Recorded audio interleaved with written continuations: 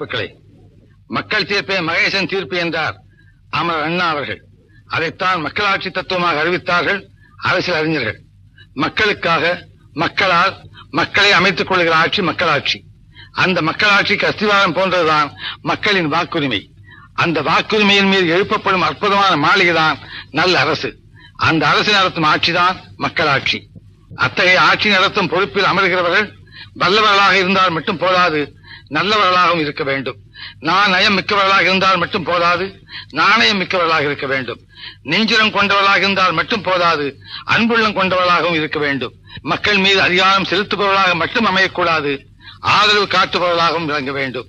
இப்படி மக்களின் பிரதிநிதிகளாக ஆட்சிக்கு வருபவர்கள், அரசில் இடம்பெறுபவர்கள் தூய்மையானவர்களாக, தொண்டுள்ளம் கொண்டவர்களாக, ஏழை எளிய மக்களின் தோழர்களாக, எடுத்தேன் கவிழ்த்தேன் என்று பேசாதவர்களாக. அரசியல் அதிகாரம் என்பது மக்களுக்கு